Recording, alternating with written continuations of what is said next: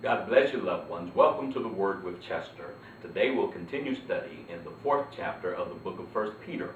In our last session, we read down to verse 11.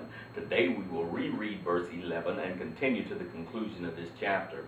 God bless each of you. Thank God for you. I'm so happy that you're logging on to watch this ministry. It blesses me to no end when someone communicates with me and let me know that they are watching. It's a blessing to me. I'm like any other person. I need encouragement. I need words of kindness sometime. The load gets heavy on me just like it does everyone else sometime.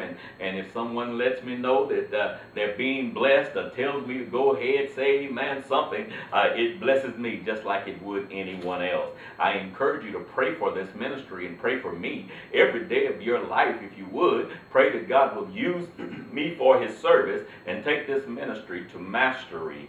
I love Him with all my heart, and He's doing so many wonderful things for me, and I need your prayers to continue in the mode that God has us going in. I mentioned in our last session, and I will probably mention it to the conclusion of this week, I'm preparing to go on vacation. I'll be leaving this coming weekend, and be gone for a couple of weeks. If by chance you don't see a new session, please understand I will be back. I'm not going to stay. I'm coming back to share the Word of God with you. Quite possibly, I've arranged with our technician. We possibly can continue it as I'm away. I will take my camera and tripods. I won't be with the set here, but I will have the camera, and if at all possible, I will record, and by internet, I will send it to him with my laptop, and trustfully, we can make that system work so we can continue. But if by chance we don't, you will understand, and you will pray for us and know that we are coming back. Well, in our last session, we read down to verse 11. Let me read verse 11 again, and we shall continue. The Word of God reads, "If any man speak, let him speak as the oracles of God. If any man minister, let him do it as of the ability which God giveth, that God in all things may be glorified through Jesus Christ, to whom be praise and dominion forever and ever. Amen." Well, what the writer's saying, and we talked about it in our last session, what we preach and what we share with others and what we speak should be of the oracles of God, or the things that the Word of God. We shouldn't go out in left field and talk on things and say things that we don't know have concrete scriptural backing. We should know what the Word of God says and impart what the Word of God says only. It's enough said in this Bible for all of us to be saved if we will listen and adhere to it. We don't have to add anything to it, and we don't have to take anything from it. If we do speak it, just what's in this Bible, the 66 books, there's enough there for us to know God, know who He is, and know how and what He requires of us. So that's what the writer is saying, the Apostle Peter is saying, let us speak as the oracles of God. And then he says, if any man minister, let him do it as of the ability which God giveth. What do you mean? We should do what we do as unto the Lord. We're not in a competition. We should not be competing with one another. What would I look like trying to be one of the mega ministers with a church membership of 20,000, 30,000, 40,000 people? Why would I try to compete with that myself, with the small means that God has given me to do what He has done for me? What is He saying? If any man minister, let him do it as it is of the ability which God giveth. In other words, you do what God told you to do. You do it as unto your ability. All of us don't have mega dollars to spend, but do what you can. The gospel is for everybody. And you got to understand, please excuse me, God has this thing tempered to where no one man can reach everybody. No one person can reach the whole world. It takes all of us to get the gospel over to the entire world. If you think you're the only preacher that reaches people, I beg to differ with you. Number one, God has people that won't listen to the mega minister, but they will listen to some small minister, what we call small. None of them small in God in a small church, they'll go and enjoy and be able to take more part and do something in that church to keep them motivated for God. So God has a need for all of us, and we have to be very careful and know that no one man has a monopoly on God's work. Every one of us is needed, and wherever you work in the kingdom of God, just thank God that you're there. If you have a mega ministry, God bless you. I am not against you. I'm praying for you. I want God to keep you and hold you in His hand. I don't want you to fall. Why? Because you affect other people. I pray for you that God will keep you, and I believe you should do the same thing for me. Well, small ministries are great. God can take something small and reach a vast amount of people. Well, with the vehicles and technology that we have today, this small ministry can go and reach the entire world. Wherever there's a computer with online capabilities, they can listen to this ministry.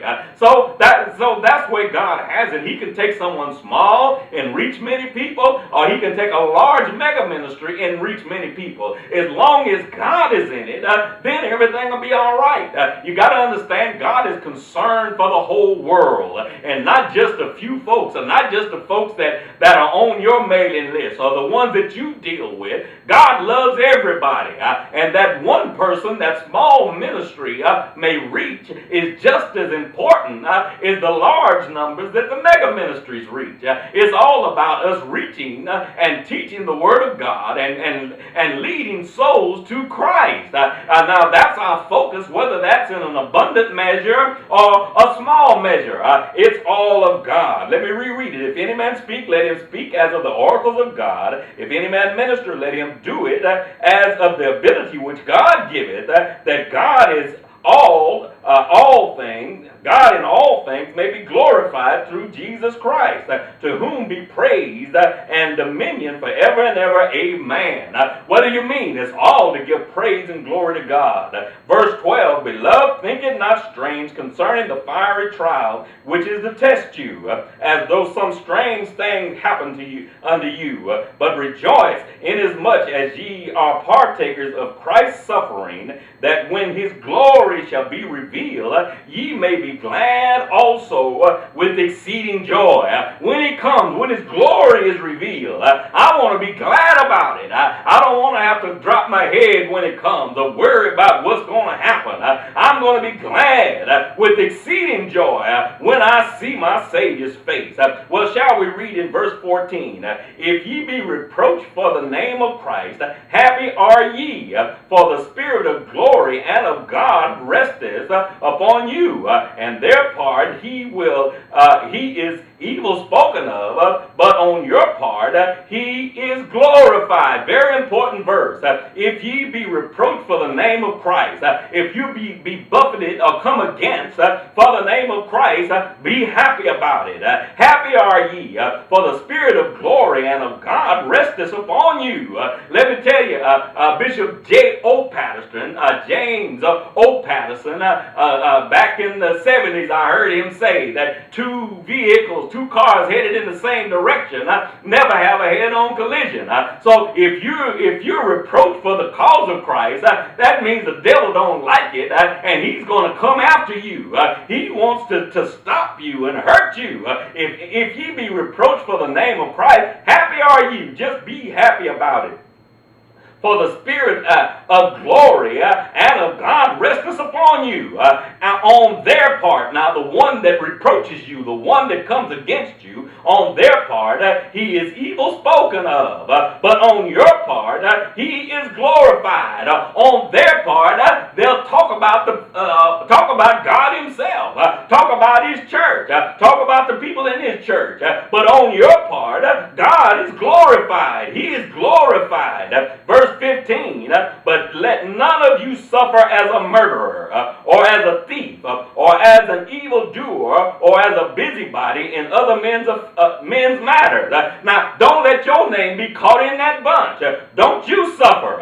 Let none of you suffer as a murderer. Don't you suffer as a murderer. If you kill somebody and go to jail, you're not suffering for the cause of Christ. You're suffering because you did what you did. Let none of you suffer as a murderer or as a thief, as an evildoer, or as a busybody in other men's matters. What are you talking about? You meddling somebody's matter, somebody else's matters or in their business, and they slap you real good. Well, let me let you know, you just got slapped because you're messing in somebody's business. That's not the cause of Christ. Well, let none of you suffer this way.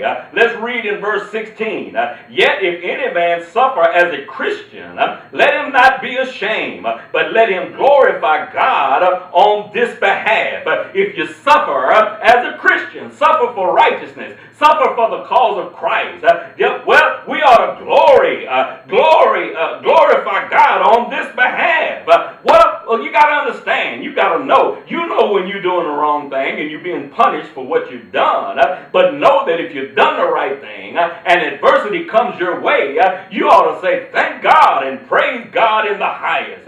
Verse 17 reads, for the time is come that judgment must begin at the house of God. And if it first begin at us, what shall the end be of them that obey not the gospel of God? Don't you know it's happening in the day that we live? The judgment of God, it begins first at the house of God. You got to understand, nobody's exempt from the judgment of God. If you're doing the right thing, you don't have anything to worry about it. But if you're doing evil things, whether you're in the church or out of the church, you got to understand God sees you and He will reckon with you. Evil is evil. I don't care where it's at. In the church house or out of the church house. At the club or at the church social. You got to understand that evil is evil and God will judge. Shall I read 17 again? For the time is come that judgment must begin at the house of God. It's going to begin at the house of God. And if it first begin at us, what shall the end be of them that obey not the gospel of God?